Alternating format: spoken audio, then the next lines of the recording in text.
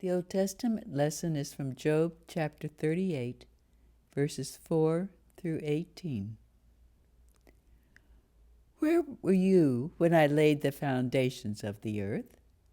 Tell me if you have understanding. Who determined its measurements? Surely you know. Or who stretched the line upon it? On what were its bases sunk? Or who laid its cornerstone? When the morning stars sang together and all the sons of God shouted for joy. Or who shut in the sea with doors when it burst out from the womb? When I made clouds its garments, and thick darkness its swaddling band, and prescribed limits for it, and set bars and doors, and said, Thus far shall you come, and no farther, and here shall your proud waves be stayed. Have you commanded the mornings since your days began, and caused the dawn to know its place, that it might take hold of the skirts of the earth, and the wicked be shaken out of it? It is changed like clay under the seal, and its features stand out like a garment. From the wicked their light is withheld, and their uplifted arm is broken. Have you entered into the springs of the sea, or walked in the recesses of the deep?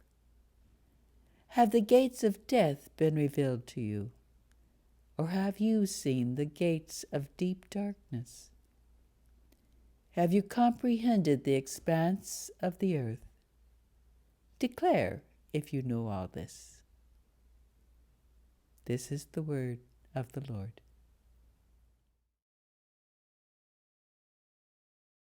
The epistle lesson is from Romans chapter 10, verses 5 through 17.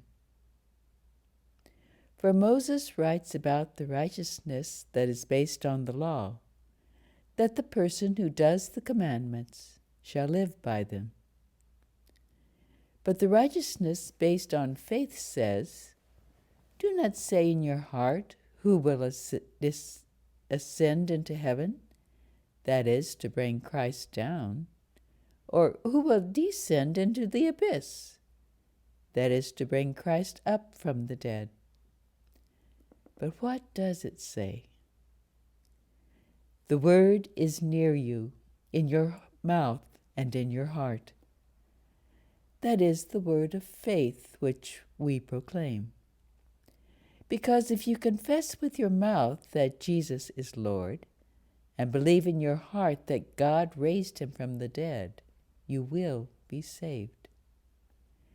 For with the heart one believes and is justified, and with the mouth one confesses and is saved.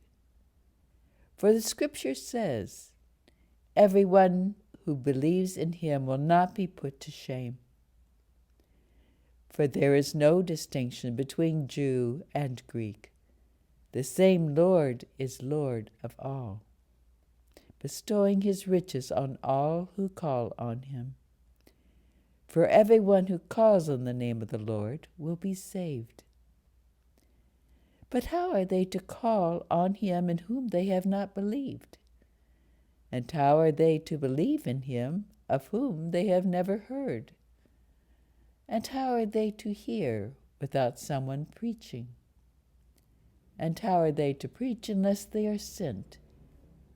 As it is written, How beautiful are the feet of those who preach the good news.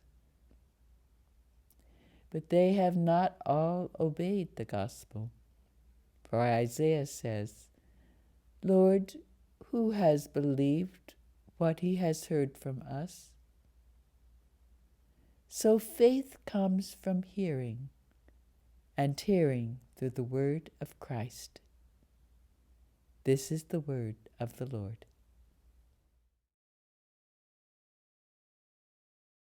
The Holy Gospel for this 10th Sunday after Pentecost comes to us from the Gospel according to St. Matthew, the 14th chapter, verses 22 through 33. Immediately, Jesus made the disciples get into the boat and go before him to the other side, while he dismissed the crowds. And after he had dismissed the crowds, he went up on the mountain by himself to pray.